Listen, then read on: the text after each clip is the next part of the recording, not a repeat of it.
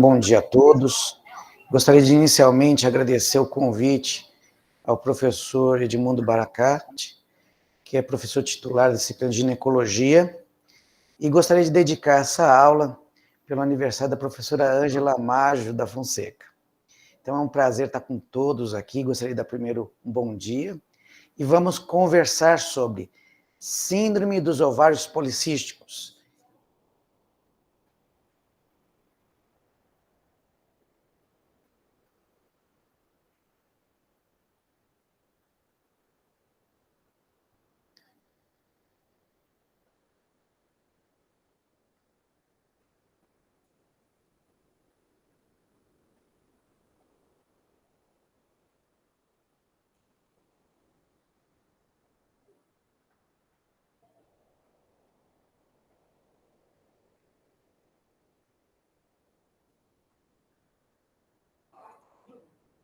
Pode? Então, vou conversar com vocês hoje sobre síndrome dos ovários policísticos, hiperandrogenismo e síndrome metabólica. A relação com os fenótipos. Então, primeiramente, você dizer que a síndrome ovário policística é conhecida há muito tempo. Isso não é uma coisa recente. Inclusive, no Egito, havia descrição de mulheres insurtas, mulheres que não tinham filhos. Na antiga Grécia também colocavam esse problema de infertilidade, da ausência da menstruação. Inclusive, o médico de Saladino falava, quando tinham guerras, e essas mulheres que eram mais insurtas, obesas, acabavam voltando a menstruar e acabavam ter filhos. Também no Renascimento foi colocado também dessas mulheres mais insurtas, sem menstruação. E nos séculos 17, 18, quando eles começaram a fazer as primeiras autópsias dessas mulheres que eram obesas, insurtas, eles perceberam que tinha alguma coisa anormal nos ovários. Tanto que eles colocaram que as doenças que acometiam essas mulheres eram um problema ovariano. Tanto que eles colocavam que era um mal do ovário. Mas foi em 1935 que 2 cirurgiões americanos, Stein e Leverton, descreveram a síndrome composta por obesidade, insurtismo, amenorreia e infertilidade associada às imagens micropolicísticas, tanto que essa síndrome ficou conhecida como síndrome de ovários micropolicísticos ou síndrome de Stein-Leverton. E mesmo essa descrição mais de 80 anos atrás, sobre síndrome dos ovários policísticos, ainda temos um enigma da sua verdadeira etiologia. Mas nós sabemos que a endocrinopatia mais comum da mulher durante o período reprodutivo, acometendo de 4% a 16% das mulheres.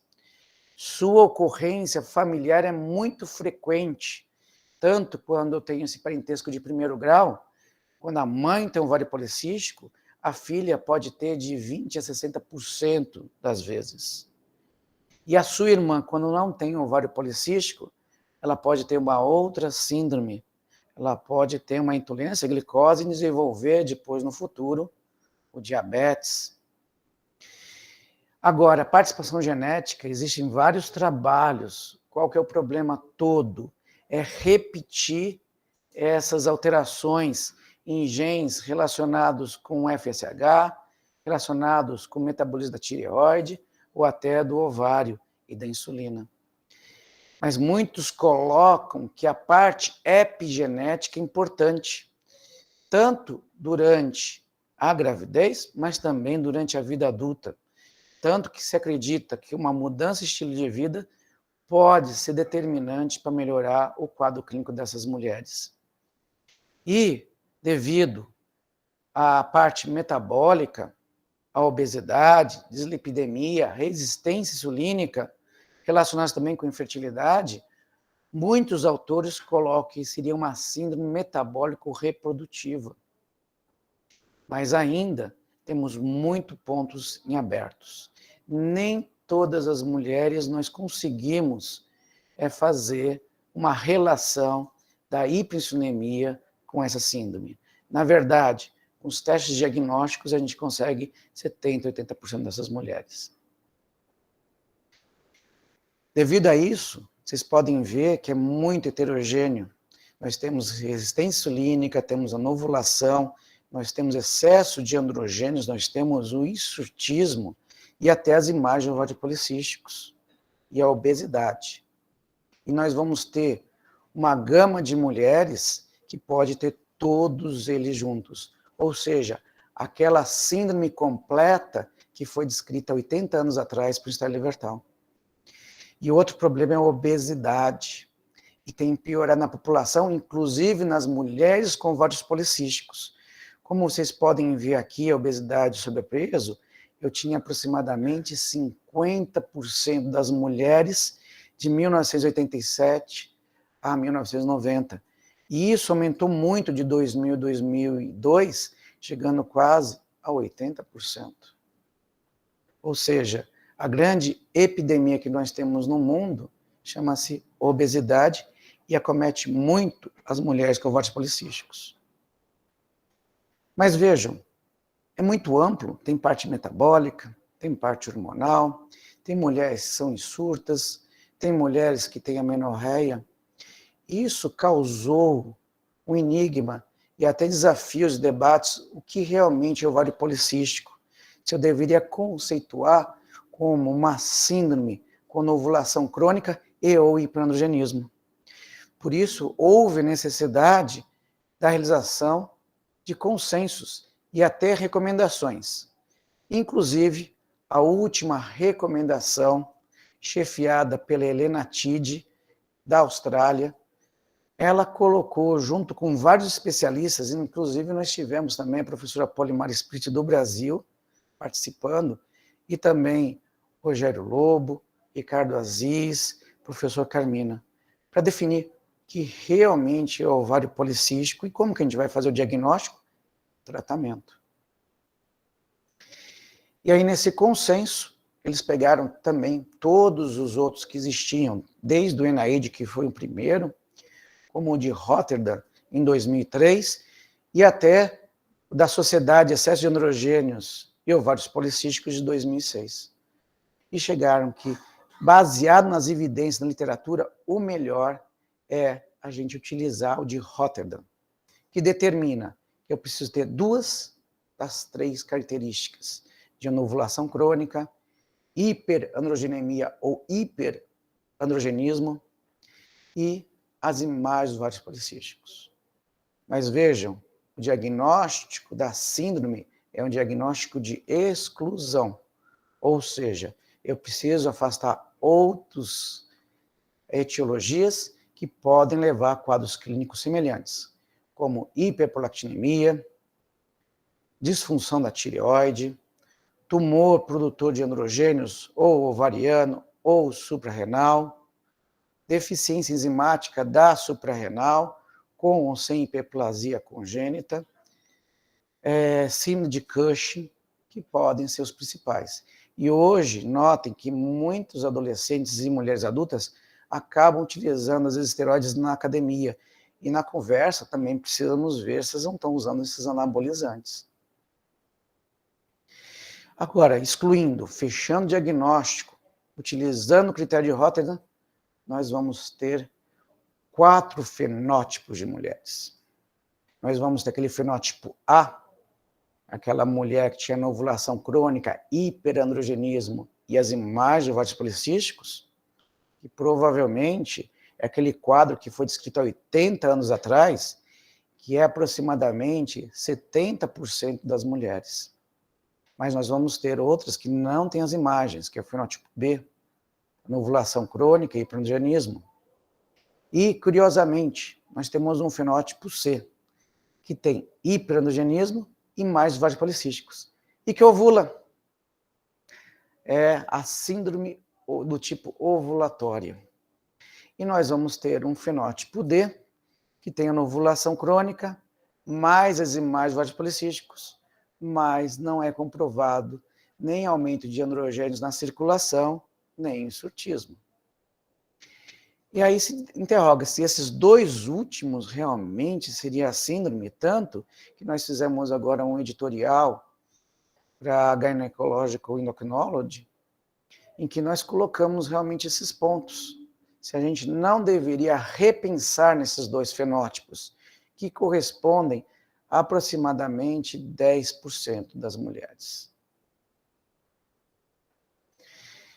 Agora, como a gente não sabe etiologia, a gente acredita que tudo isso pode ser um fruto de doença epigenética, é importante dizer sobre a reprogramação fetal, como surgiu.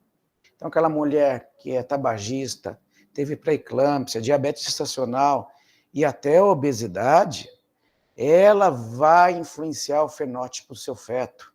E esse fenótipo vai ser modificado e quando nascer, se tiver um peso menor que 10% do peso gestacional ou menor que 2,5 kg, ou bebê macrossômico maior que 3,8 kg, ele vai ser um bebê que vai ser suscetível a doenças crônicas no futuro. E essas doenças crônicas se dão por um distúrbio metabólico durante a gravidez. A criança se prepara com aumento de glicocorticoides para um ambiente fora do útero, para tentar amadurecer o pulmão e o sistema nervoso central. Só que esse redirecionamento do sangue que vai para o cérebro, vai para o coração e vai para a suprarrenal, tem um problema sério. Aumento de glicocorticoides, principalmente na suprarrenal. E isso vai desencadear alterações hepáticas no futuro. Doença, um risco maior de doença hepática, gordurosa, não alcoólica. Nas mulheres, muito relacionado com a síndrome ovários policísticos. No pâncreas, a gente tem a resistência insulínica, intolerância à glicose e o diabetes tipo 2. No pulmão, doença pulmonar crônica obstrutiva e também a parte circulatória, uma disfunção endotelial e um risco maior para doenças cardiovasculares no futuro. Porque esse glicocorticoide vai aumentar também resistência insulínica. E aí nós temos uma evolução desse nascimento. Nós observamos que as adolescentes, as crianças, em geral, elas têm mais insulina do que na idade adulta, 1/3 maior. Mas as meninas e as adolescentes com ovários policísticos, elas têm uma quantidade até maior de insulina do que o normal. Tanto que elas podem ter uma hiperfunção da suprarrenal, e um dos sinais que podem aparecer é uma pubarca precoce. Mas não é só isso, distúrbios do sono. Nós sabemos que as meninas com ovários policísticos, elas têm uma sonolência noturna maior. E quando vem a primeira menstruação, ela pode já vir irregular. Ela vai tendo a conotação de ovários policísticos, piorando a anovulação crônica dela, a irregularidade menstrual. Ao mesmo tempo, vai surgir pelos, o hirsutismo vai se instalando, e ele pode ficar pior se eu tiver uma hiperplasia estromal. E o pior, se eu tiver obesidade associada, eu posso ter a hipertricose, e em algumas mulheres eu vou ter aquela forma completa que foi descrita há mais de 80 anos atrás. E tudo isso piorando com sedentarismo, falta de atividade física e até o distúrbio psicológico. Muitas dessas adolescentes se sentem menos femininas do que as outras e acabam descontando na comida aquele problema emocional que elas têm e com isso, com essa saciedade, para compensar aquela carência que elas têm emocional. Isso vai ter o seu preço, um aumento de peso e piora dessa síndrome. Tanto que muitos trabalhos, existe um consenso, se eu consigo alterar esse estilo de vida, eu posso até reverter e melhorar essa síndrome. E o que acontece? No nascimento eu tenho aumento da insulina. Esse aumento da insulina pode ter no início um efeito na suprarrenal, aumenta androgênios, e esses androgênios podem ser convertidos em estrogênios e até catecoestrogênios, e hoje nós sabemos que a quispeptina também está relacionado com essa regulação. Aumentando o GNRH e, com isso, mudando o padrão hipofisário normal, a gente vai ter um excesso de LH e depois, com o tempo, podemos ter uma redução relativa do FSH. Esse bombardeamento de LH no ovário vai fazer com que aumente androgênios, levando um microambiente androgênios, e esses androgênios vão fazer com que eu não consiga, com que aquele folículo cresça, ecloda. Em geral, ele vai ficar parado com menos de 1 centímetro. Mas, ao mesmo tempo, esses androgênios vão para a circulação, levando um ciclo vicioso. Tanto que nós fizemos uma revisão, junto com o professor Rogério Lobo, sobre o papel da quispeptina. E a gente acredita que esse papel de quispeptina, junto com a disfunção androgênica, tem um papel central nessa síndrome.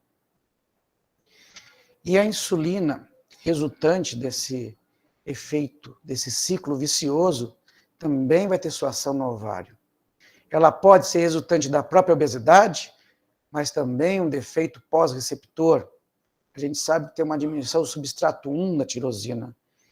E isso vai fazer com que ela haja junto com o LH e agora proliferando as células da teca interna e aumentando a síntese principalmente de androgênios, androstendiona e testosterona.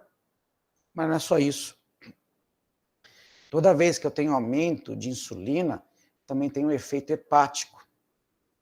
E o que o efeito hepático faz? Vai diminuir globulinas, entre elas o SHBG e também várias proteínas carreadoras de fatores de crescimento, principalmente insulinoides. E esses dois fatores vão tanto aumentar a produção de androgênios, mas também predispor uma fração livre que vai atuar no tecido periférico maior, essa testosterona livre, que vai levar ao quadro de hiperandrogenismo cutâneo.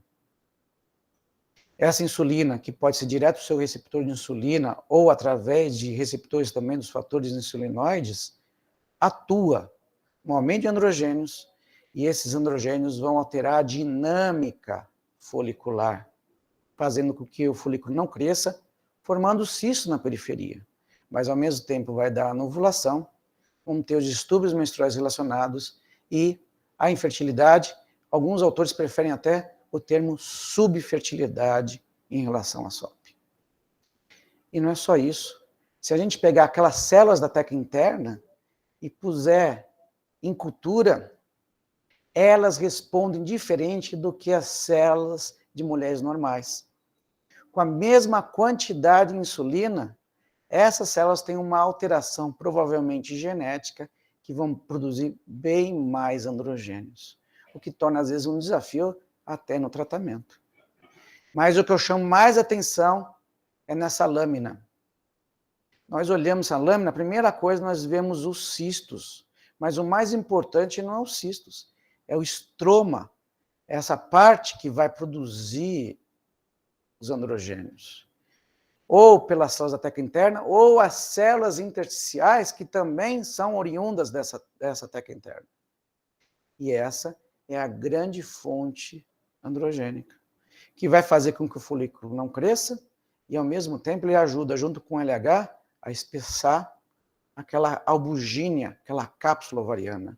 Tanto que quem faz laparoscopia, eventualmente, quando acaba fazendo uma paciente de ovário policístico, vê ovários grandes e brancos, devido a essa ação.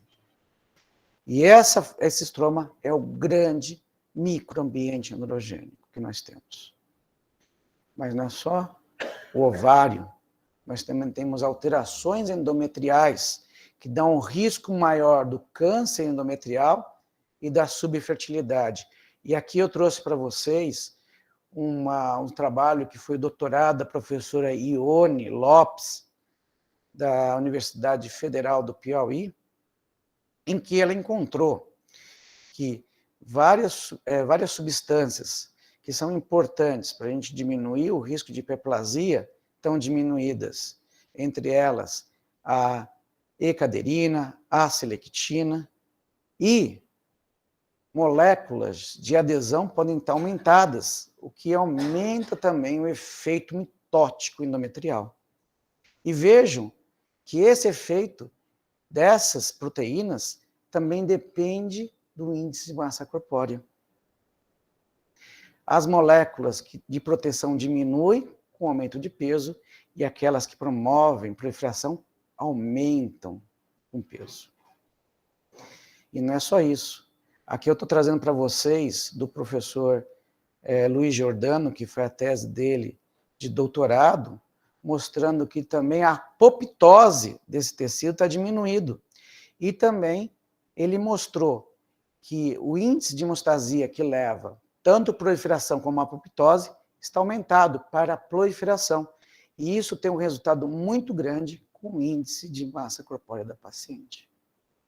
Então, a obesidade, também para o endométrio, ela pode aumentar esse risco, como também ela pode participar e dificultar da implantação embrionária. Torna-se o endométrio mais hostil, o que justifica que nós temos um aborto aumentado nas mulheres com ovários policísticos. Mas isso que eu falei para vocês do endométrio é a ponta do iceberg. Nós temos muito mais.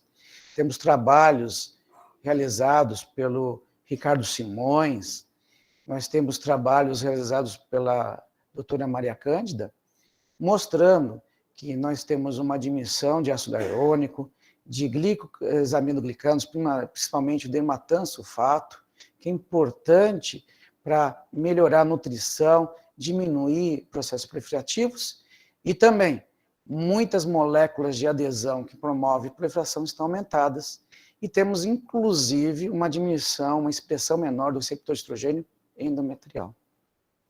E isso é apenas o topo. Agora, existe muito mais que a gente ainda não sabe e temos de descobrir nessa questão endometrial, nesse risco de ovários policísticos com câncer endometrial. E eu falei muito para vocês que o índice de massa corpórea, a obesidade, tem um papel importante nessa síndrome.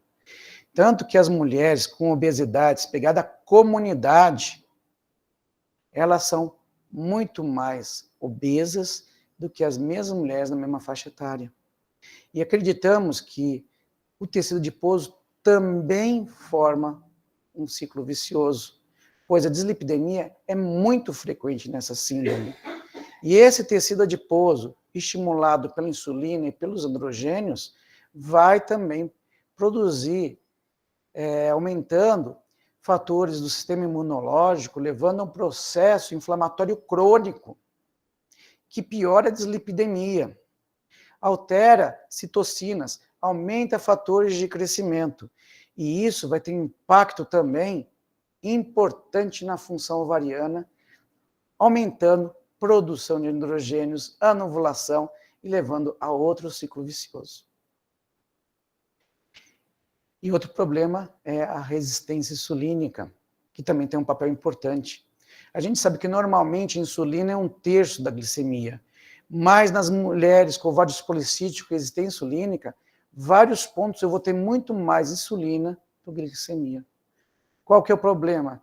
Que comercialmente a gente não tem um kit que seja específico para identificar na prática clínica essa hiperinsulinemia. O que nós acabamos fazendo? A glicemia de jejum, a gente acaba fazendo a sobrecarga glicêmica, a curva glicêmica glicada, ou seja, fazemos um diagnóstico um pouco à frente de intolerância à glicose.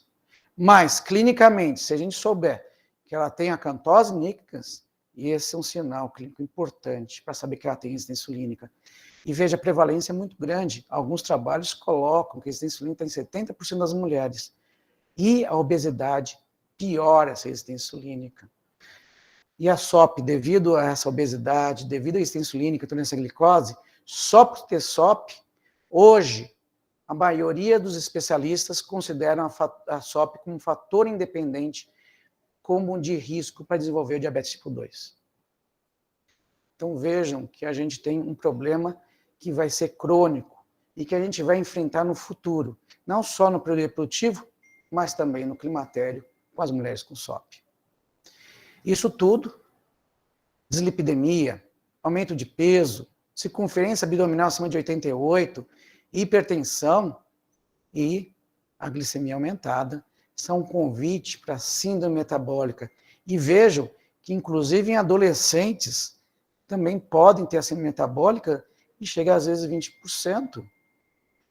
Mas, em mulheres adultas, esse valor pode chegar a uma porcentagem de 50% das mulheres. E qual que é o problema da síndrome metabólica?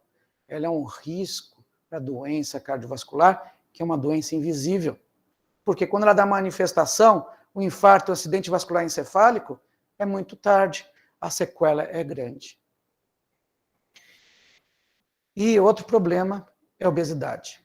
Mas não é só o aumento da circunferência abdominal, mas também a gordura hepática, a doença gordurosa não alcoólica, a gordura ectópica, que pode ser também, inclusive, renal, que a gente fala pouco, e pode levar a uma doença renal, mas também a cardíaca. E vejam que essa gordura visceral, se a gente fizer densitometria de corpo inteiro, ela é muito maior nas mulheres com a síndrome dos ovários policísticos. E aí uma pergunta, todas as mulheres vão ter o mesmo comportamento metabólico? Deixa essa relação, já que tem um tipo que tem mais androgênios, tem outro tipo que não tem. Então eu trouxe para vocês um estudo com quase 2.000 mulheres, para avaliar principalmente esse risco metabólico. E o que eles fizeram? Eles fizeram uma paridade das pacientes. Eles compararam as mulheres com a mesma idade e o mesmo índice de massa corpórea. Porque são dois fatores independentes que podem influenciar os dados. Circunferência do quadril semelhante, e a gente tem levemente uma circunferência abdominal maior nos fenótipos A, B e C do que no D e do que no controle da mulher normal. Mas o que chama a atenção é a redução do SHBG. Então, essa redução do SHBG é maior nos fenótipos A, B, C hiperandrogênicos. E a síndrome metabólica é maior naquele fenótipo completo A do que nos outros e um pouco menor no D, que é semelhante ao controle. Então, vejam que até os fenótipos, o fenótipo A, que é 70% das mulheres, eu preciso ter cuidado com a da síndrome metabólica. E também por esse problema, que não é só a dislipidemia, o aumento de ácidos graxos livres, mas que eu vou ter uma alteração hepática da gliconeogênese, ele interpreta que tem pouco açúcar, e com isso eu vou aumentar a neoglicogênese, aumentar mais açúcar, aumentar estresse oxidativo. E isso tudo vai aumentar o quê? Dislipidemia. E essa dislipidemia vai aumentar ainda mais a resistência insulínica, levando um ciclo vicioso. E o pior, vai levar a doença silenciosa que eu falei para vocês no começo, doença cardiovascular, porque essa gordura vai depositar em algum lugar. E aonde que vai depositar? No vaso, vai formar a placa de ateroma. E trabalhos realizados por nós, que nós apresentamos no Congresso Mundial na Itália, em Firenze, um grupamento, foi um estudo que participou a professora Silvia Machita, o professor Gustavo Maciel, toda a nossa equipe nessa análise, e que nós mostramos que o fenótipo A é o que tem mais hiperinsulinemia, mas uma outra coisa que chamou a atenção para a gente nesses fenótipos hiperandrogênicos, um aumento da 17-hidroxiprogesterona. Não um aumento relacionado com uma deficiência enzimática, mas um aumento que pressupõe que possa ter uma hiperfunção da suprarrenal. Eu posso ter mais glicocorticoide e, com isso, piora a resistência insulínica. Ou seja, tenho mais um ciclo vicioso aqui participando da suprarrenal. E, com isso, a gente vai ter uma menor sensibilidade insulítica nos fenótipos hiperandrogênicos, a alteração também naquele índice de adiposidade visceral, que tem aquela gordura visceral que vai realmente dar doença cardiovascular, e também distúrbio de carboidratos, maior risco de diabetes, de hipertensão arterial sistêmica. E com isso, aumento de triglicérides, diminuição da HDL, aumento da circunferência abdominal nesses fenótipos e síndrome metabólica. Vejam que esses fenótipos A, B e C, que são os hiperandrogênicos, têm maior frequência da síndrome metabólica que o fenótipo D. Ou seja, os fenótipos, eles têm um comportamento distinto. E isso vai ser importante na clínica, até na decisão do tratamento dessas pacientes. E eu trouxe para vocês um trabalho realizado aqui pela nossa pós-graduanda, que agora ela acabou o doutorado, está fazendo agora seu pós-doutorado. Ela foi aluna de pós-graduação do professor Gustavo Maciel, a Giovana, em que ela mostrou que também o comportamento e a frequência pode mudar conforme a região do país. E aqui ela mostrou que as nossas pacientes têm uma resistência insulínica e uma intolerância à glicose maior que em outras regiões. Ou seja, dependendo do hábito de vida de cada região, dependendo do desenvolvimento, nós vamos ter de ter também uma conduta diferenciada para essa paciente.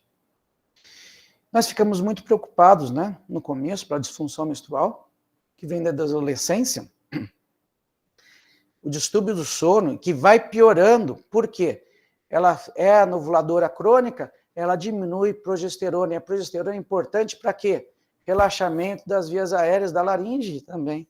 E com isso, esses pacientes, também devido à obesidade, podem ter mais distúrbio do sono, podem ter roncos e apneia do sono. E isso vai também facilitar com que ela ganhe mais peso.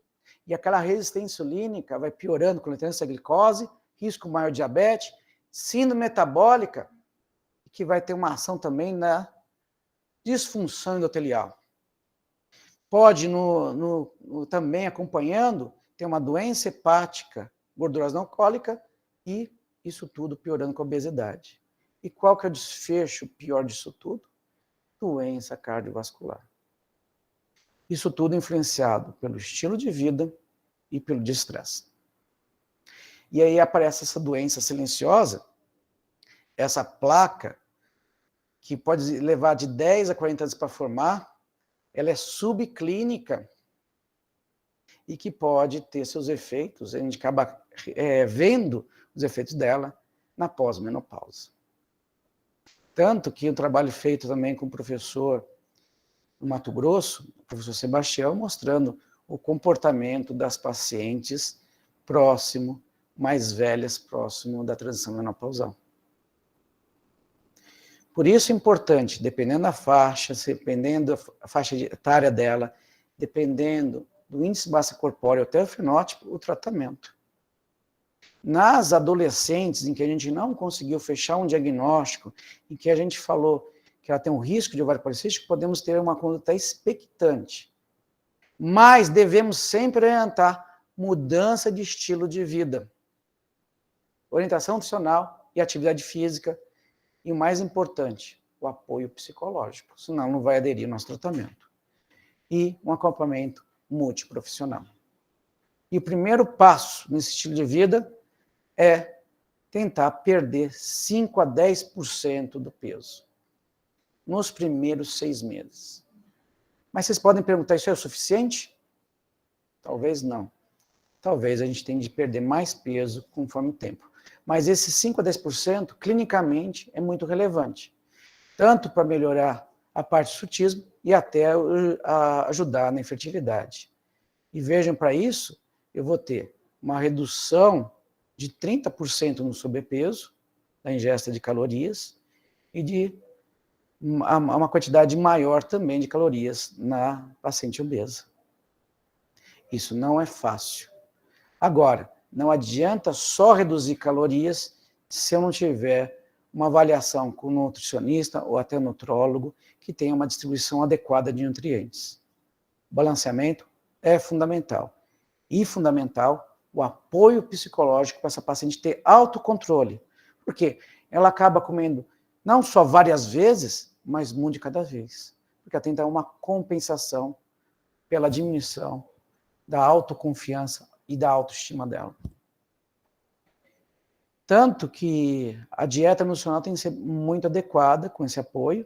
Nós fizemos uma revisão sistemática, que participou da tese de mestrado da Luísa Neves, que também foi pós-graduanda do professor Gustavo de Arantes Maciel, mostrando a importância dessa dieta nutricional nas mulheres com policístico. Mas o mais importante, a atividade física, pelo menos 150 minutos por semana. Não é pouco. Se a gente quiser perder peso, temos de fazer 75 minutos de atividade com contratura muscular, vigorosa, vai ter de suar para perder esse peso. Agora, alguns podem preferir até os passos, e o passos a cada 30 minutos, mas perder peso é 10 mil. 10 mil passos em 30 minutos é uma corrida para você conseguir perder esse peso. Mas não adianta nada sem monitoramento, sem melhorar a autoestima dessa paciente. E quando nós fazemos mudança de estilo de vida, e mesmo assim, ela não melhora da resistência insulínica, ela também tem dislipidemia, nós devemos, antes de condutas específicas, tratar e diminuir a dislipidemia e melhorar a resistência, diminuir a resistência insulínica, melhorando a sensibilidade. Agora, notem, toda vez que você mexer com estatinas, nós podemos também interferir com a ação da insulina. Então, atentos, sempre quando for tratar, não esquecer de mudança de estilo de vida. Nós fizemos um trabalho, inclusive quem orientou foi a professora Ângela Maggio, que é aniversariante de hoje, que foi a Daniela Cury. E ela utilizou um grupo que só foi estilo de vida e outro grupo que usou metformina. Vejam, os dois acabam perdendo peso. Mas circunferência abdominal, quem levou foi apenas o estilo de vida. Teve um aumento maior da circunferência abdominal. Ou seja, ele também tem um benefício cardiovascular que não tem a metformina. Metformina acaba pegando efeito e não a causa. E a minha causa, diminuindo gordura visceral, eu vou com o tempo diminuir também a resistência insulínica e o risco de doença cardiovascular e diabetes. Agora, o ovário das mulheres com SOPS tem um outro paradoxo. Ele tem uma diminuição da epimerase da sua atividade. Normalmente, nós teríamos 100, uma porção de 100 de mil-inositol para 1 de quilo. E nós, por causa dessa alteração, nós temos de 0,2 para 1. E esse mil-inositol é importante também para a função do receptor de FSH, a atividade da aromatase. Ele ajuda. E quem intermedia isso é a PKA, é a proteína quinase A. Que também a metformina também pode ajudar, e não é só a metformina, a atividade física. E ela melhorando essa parte, ela melhora o minoxidil, melhora o crescimento folicular, o que ajuda a ovulação espontânea e até uma gravidez sem usar o indutor. E o que pede aqui a Febrasgo? O que eles recomendam? Se utilizar a metformina de 1 grama a 2 gramas ao dia, o pioglitazona de 15 a 45 miligramas e o minoxidil de 4 a 8 gramas ao dia. Agora, nós usamos isso tudo. E a paciente chegou com a ovulação. Precisa perguntar o que a senhora deseja. Se deseja engravidar, vamos induzir a ovulação. E o grande indutor hoje, que o mundo todo utiliza, é o letrozol. Qual é o nosso problema nacionalmente? Ele é off-label, a bula. Agora, se a paciente não desejar a gravidez, nós utilizamos um contraceptivo hormonal. E a gente vai utilizar esse contraceptivo hormonal, que pode ser combinado ou pode ser um progesterona isolado, conforme o fenótipo da paciente. Porque ela tiver um fenótipo D e ela não tiver insutismo, eu não preciso utilizar o combinado. Mesmo o fenótipo D tendo menor risco cardiovascular de síndrome metabólica, ele pode ter. Então, eu uso um progestogênio. Esse progestogênio pode ser intermitente ou pode ser contínuo. Eu tenho vários tipos de progesterona que eu posso utilizar. Desogestrel, eu posso usar até uma progesterona micronizada, eu posso usar até, se não tiver outra, medroxiprogesterona. Mas eu evito utilizar medroxiprogesterona porque tem um efeito glicorticoide potente. Posso usar, inclusive, o sistema liberador de levonorgestrel, e alguns estudos já estão mostrando, inclusive, o duetronorgestrel para o implante, que também pode ajudar nessas pacientes. Agora, aquela paciente que tem hipertensão, que é uma contraindicação combinado, eu também posso utilizar um progesterogênio isolado e associar alguns medicamentos anti-androgênicos. Agora, se a paciente não tiver contraindicação, a terapia combinada, estroprogestativa, a pílula contraceptiva por via oral, ela é hoje considerada o primeiro passo, primeira linha de tratamento. Ela regulariza o ciclo e, ao mesmo tempo, ela combate o insutismo. Só que eu devo usar uma quantidade mais baixa de estradiol, de 20 a 30 microgramas, ou respectivo com estrogênio natural. Devo evitar aquelas pílulas, na primeira vez que eu estou prescrevendo, de 35 microgramas com 2 miligramas de ciproterona. Apesar que essa formulação é excelente para combater o insutismo, mas ele tem um fator de risco maior para trombose do que as outras. Mas se a paciente já está usando, eu não vou modificar o uso dessa pílula. Agora, muito cuidado na avaliação, massa de descarga corpórea, dislipidemias e, principalmente, hipertensão.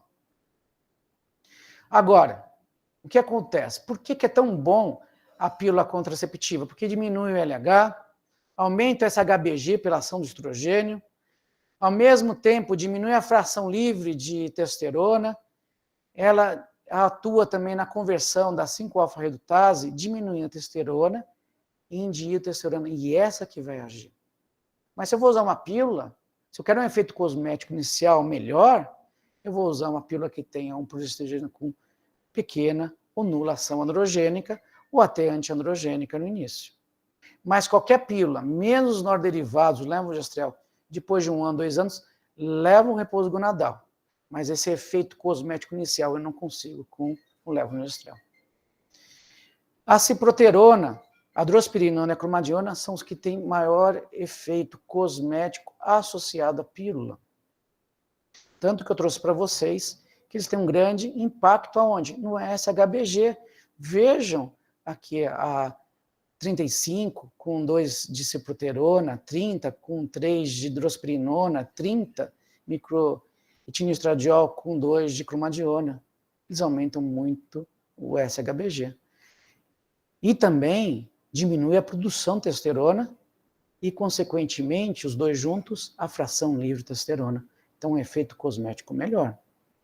Mas não é só isso. Eles não interferem no metabolismo de carboidratos.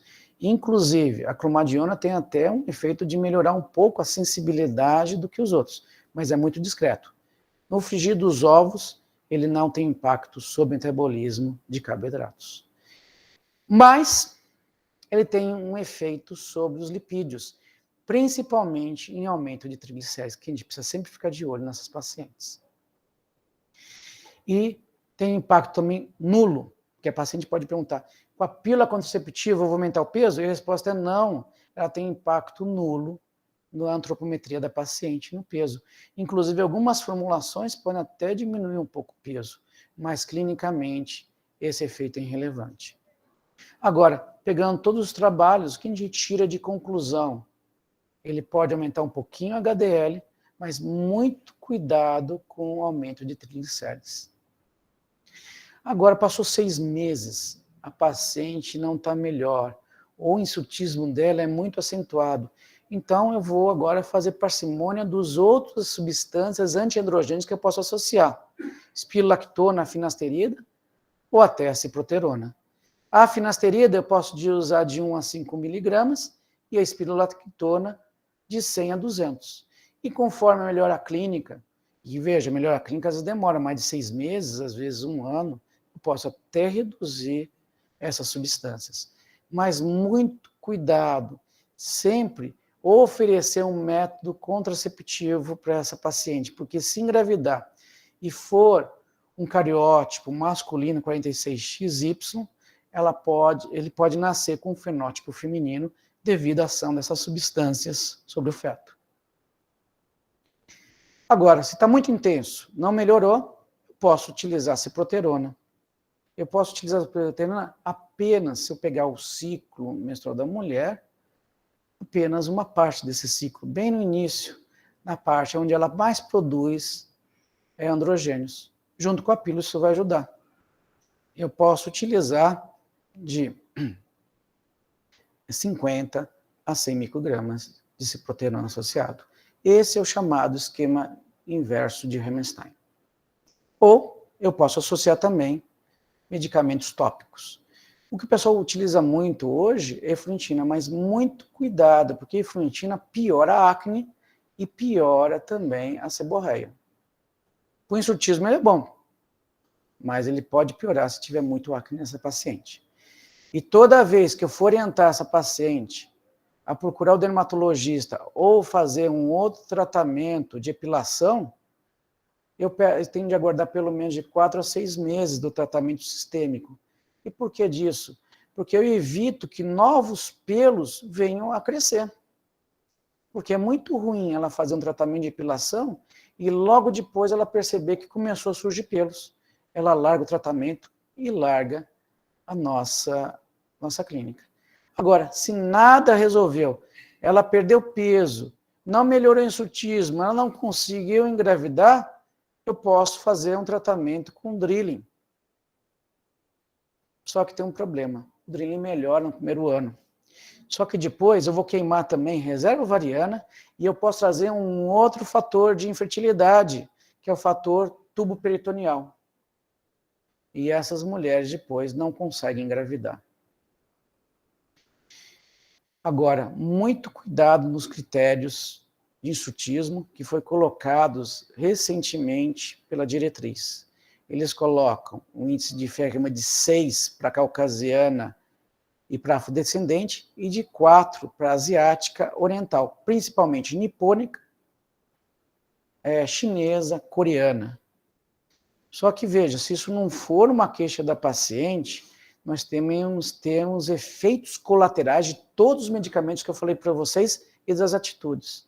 Então tem muita parcimônia, tanto que nós fizemos esse editorial junto com o professor Marcos Felipe de Ribeirão Preto, chamando a atenção desses novos critérios e como a gente deveria tratar essa paciente. Se a clínica tiver e a queixa da paciente for relevante, vale a pena tratar o insutismo.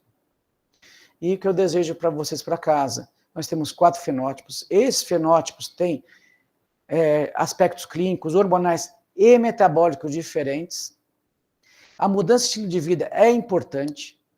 Devemos basear o tratamento nos fenótipos. Ou seja, se eu não tenho hiperandrogenismo, naqueles fenótipos, principalmente no D, ou contraindicação, não preciso da pílula combinada, principalmente com estrogênio e progestogênio.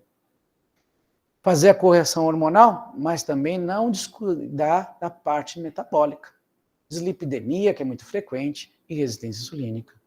Para isso, nós vamos diminuir os riscos a longo prazo em diabetes e principalmente a doença silenciosa, que a gente acaba não vendo na mulher durante o período reprodutivo, que é a doença cardiovascular.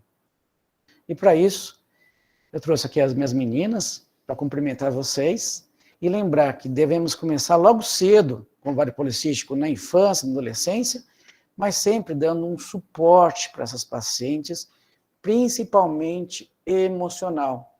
E esse acolhimento depende do nosso atendimento, que é muito importante. Muito obrigado.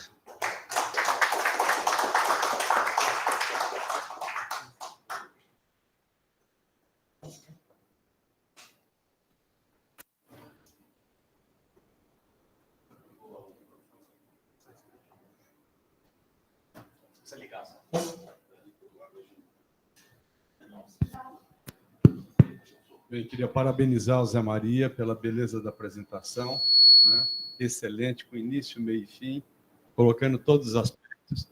Eu acho que lembrar que o ovário policístico ele entra praticamente em toda a ginecologia, né? Toda a área da endocrinologia endocrinologia reprodutiva, a área oncológica hormonal, nos aspectos obstétricos, entra também nos aspectos de doença inflamatória, como é a obesidade, a apneia do sono. Então, ela entra basicamente em tudo. E do ponto de vista de estudo, se divide a mulher em etapas, mas, na verdade, faz parte de uma única coisa.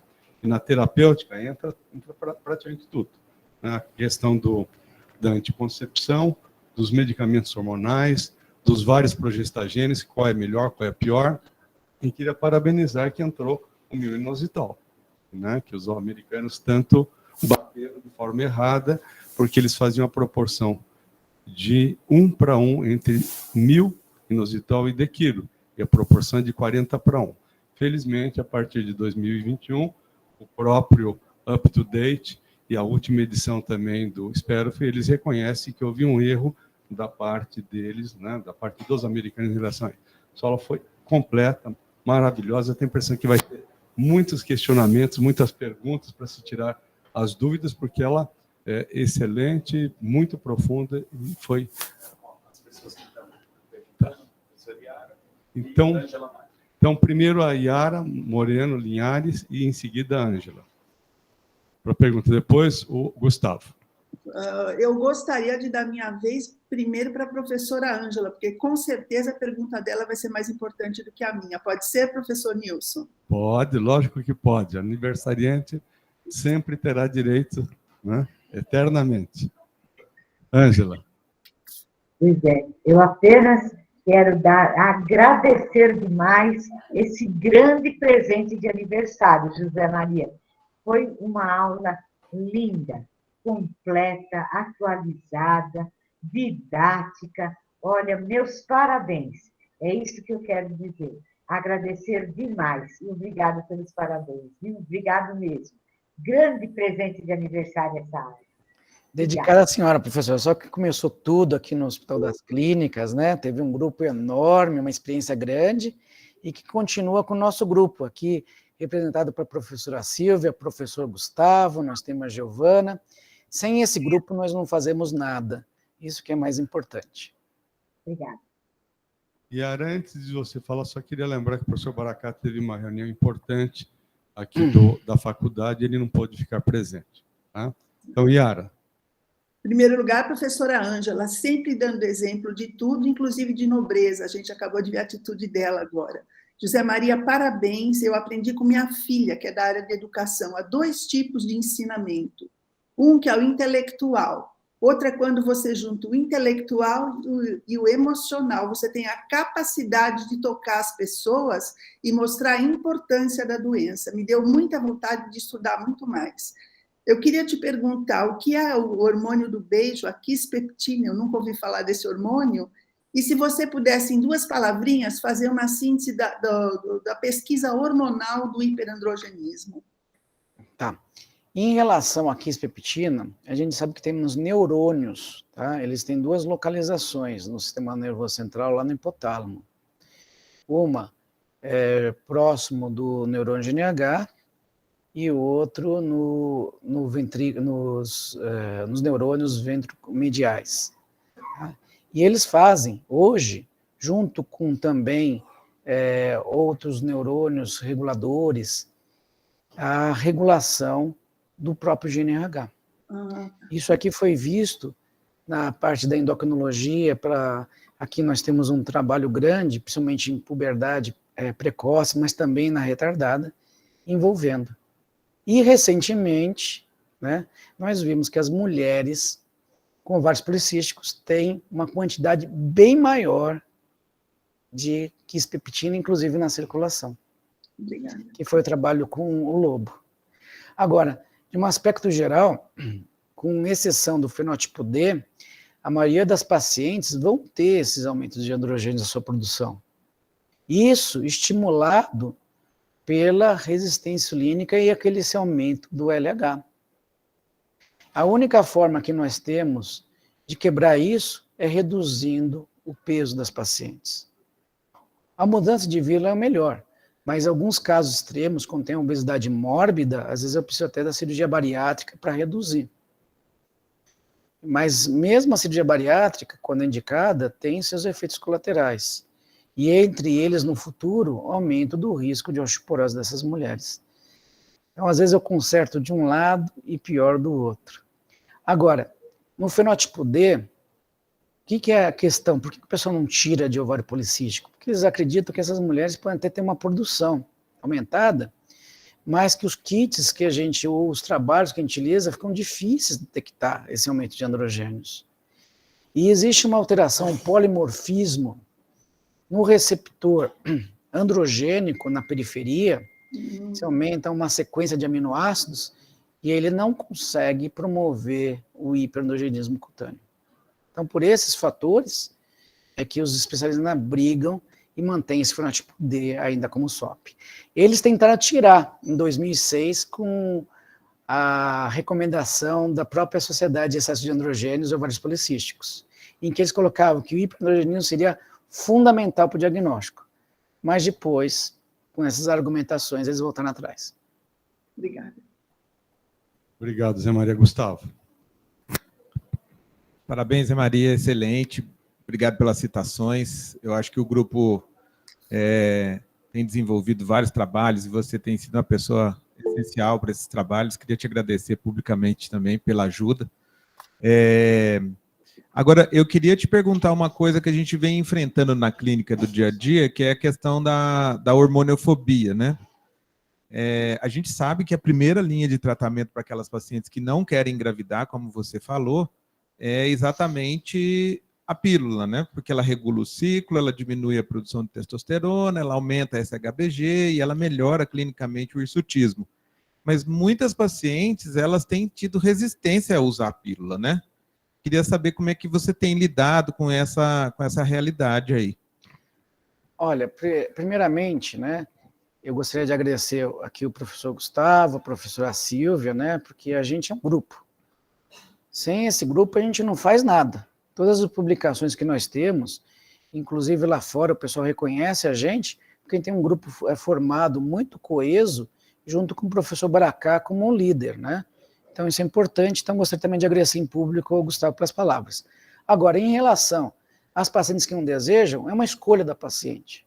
Hoje, o ginecologista precisa orientar, precisa explicar para elas os prós e contras, e ela precisa saber o que ela vai fazer. Ela pode, às vezes, falar assim, não, eu vou, sabendo que eu tenho uma opção de perder peso, eu vou me engajar de perder peso. E você viu, inclusive nas pacientes que no seu trabalho com metformina, que elas acabavam perdendo peso, elas acabavam ovulando, 60%, você lembra? Além da perda de androgênios. Isso foi a tese do professor Gustavo, né, de doutorado. E a opção da paciente, o que nós devemos fazer é orientar, e ela escolhe se ela vai querer usar ou não, mas ela precisa saber. Se ela ficar um período de amenorreia muito longo, se ela não perder peso, não usar pelo menos um progestogênio, ela tem aquele risco de câncer endometrial no futuro. Aí você avisou e alertou a paciente. Então, nós temos duas pessoas, o Pedro Augusto e depois a Silvia. Eu queria só colocar uma coisa que eu acho que é importante. Não tem medicamento só positivo e não tem medicamento só negativo. As pessoas têm que entender isso. A escolha e a decisão é dela. O melhor preventivo que existe na natureza chama-se atividade física. Você colocou muito bem. A Organização Mundial de Saúde recomenda 150 minutos nos primeiros 3 meses, por semana, o que dá 2 horas e meia, e a partir de 3 meses, a partir do 4º mês, 300 minutos por semana, que dá 5 horas. E tem aquele aspecto, então um período de atividade mais intensa. Mas a atividade física, se eu perguntar, vocês fazem atividade física, vocês falarem sim, falar, não faça. Você pode cair, raspar a perna, ter um ferimento corto-contuso, levar pontos, pode ter um rompimento de um ligamento, pode ter um rompimento de um tendão, pode ter uma fratura por estresse ou fratura por queda, pode ter infarto e morte súbita. Contei alguma mentira? Não. Qual é a chance de acontecer? 1 centímetro. qual é o benefício? Maior que esse prédio onde nós estamos, né? Então, eu acho que isso é muito importante, né? E você colocou muito bem. Mudança de estilo de vida é fundamental, é muito importante, né? E lembrar, então, agora, depois eu queria falar do anticoncepcional, mas queria que o Pedro Augusto fizesse a sua indagação. Pedro. Obrigado, professor. Zé, eu gosto muito das formas como você coloca as coisas, né? Eu acho muito difícil, na minha área, principalmente na infertilidade, usar o termo ovário policístico com mulher que tem ciclos menstruais regulares, né? Eu acho que ela não pertence nem de perto do mesmo perfil que a moça que tem uma ovulação crônica, e eu acho que isso é fundamental. Mas, em cima disso que o professor Vinícius acabou de colocar, e do que você colocou na sua aula, eu queria, que é uma coisa que eu... Pedro, você pode falar mais perto do microfone, por favor? Pois não, desculpe. É um ponto que eu levanto muitas vezes, que é na paciente que tem uma resistência periférica à insulina clinicamente mais evidente, se não deveria começar a tratar disso antes do desejo concepcional, porque muitas vezes essas moças, elas chegam nas clínicas de infertilidade ou queixa de infertilidade após a suspensão do método anticoncepcional, e elas poderiam ter sido tratadas previamente da sua resistência periférica à insulina, e com isso tendo ciclos regulares e não precisar procurar terapias acessórias para conseguir engravidar. Eu queria saber a sua opinião em relação a isso. Sim. Tanto que, assim, mudança de estilo de vida, primeiro, corrigir distúrbios metabólicos, eu acho que é o segundo, porque se ela não aderir à atividade física, ou mesmo com a atividade física, continuar com a contose nigricídica pior, mais escura, eu preciso, se ela ganhar peso também, piora a resistência insulínica, então preciso tratar. Você está completo de razão. E depois, com a utilizar metformina, ou minoxidil, ou até biglitazona, vai me ajudar na resposta também com a pílula. Então, eu também vou ter um efeito melhor. E depois, quando for engravidar também, Pedro, você sabe que tem uma boa resposta, e até melhora a resposta depois na indução da ovulação. Eu queria chamar a atenção que o Zé Maria colocou isso de forma bastante categórica em relação à conduta, né? Eu acho que é a mudança de estilo de vida, que é diminuir a ingestão calórica e ter uma perda um aumento de atividade física, né? Um outro aspecto importante, Zé Maria, que eu, na minha opinião, mas não publiquei, então não tem valor nenhum, na medicina baseada em evidência, é que quando você utiliza o minoxidil, eu não preciso nem, em geral, fazer o tratamento para indução da ovulação com letrozol. Em geral, boa parte delas engravidam, né? Eu acho que isso é bastante importante. Silvia. Parabéns, Zé Maria. Olha, sua aula foi excepcional, olha, do começo ao fim, realmente, tá? Adorei, tá?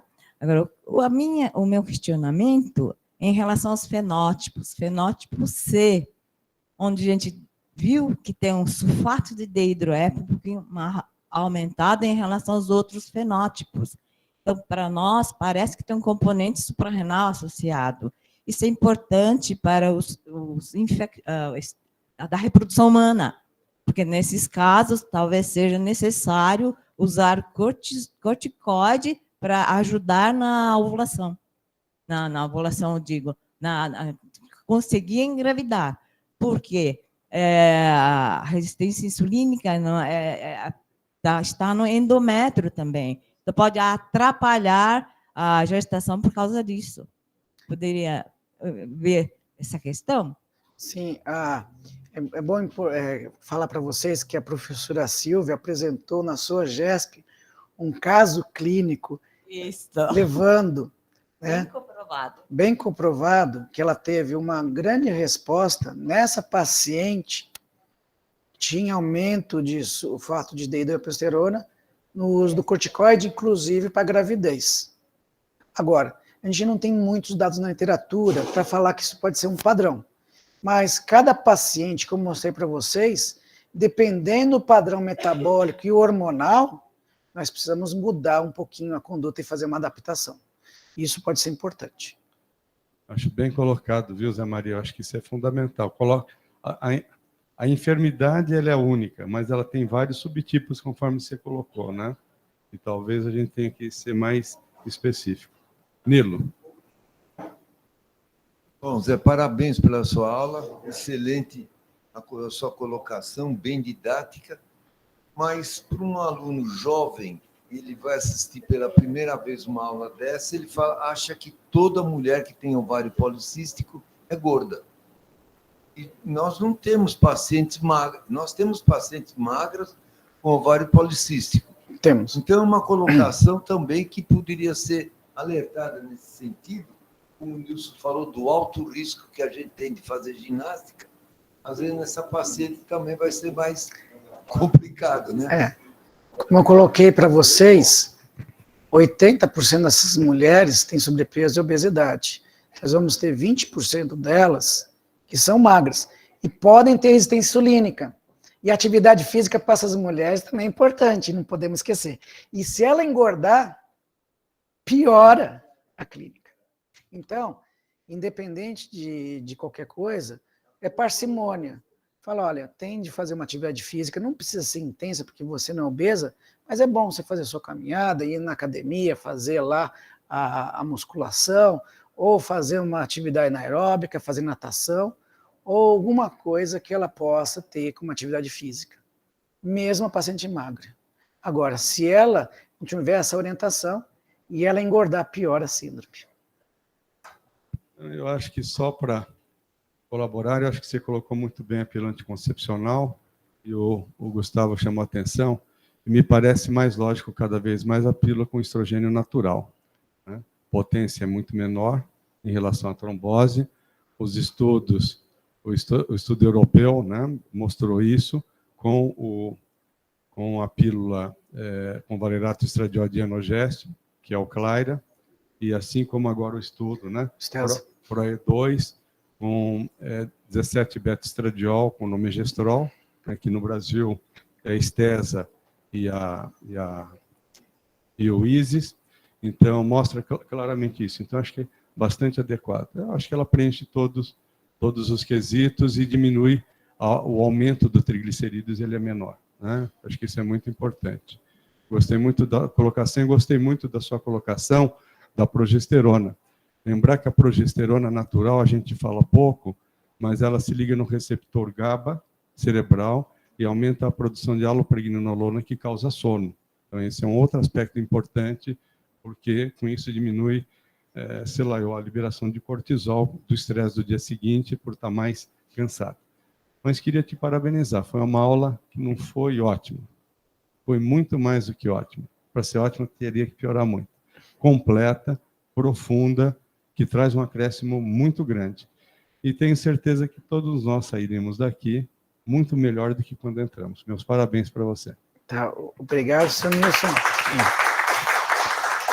Então, antes de terminar, eu gostaria que o professor Gustavo ficasse de pé, a professora Silvia, e aqui a professora Ângela. Eu queria também uma salva de palmas para o grupo todo, porque sem eles nós não somos nada. Muito obrigado. Obrigado. Obrigado. Parabéns. Obrigado. Obrigado. Obrigado.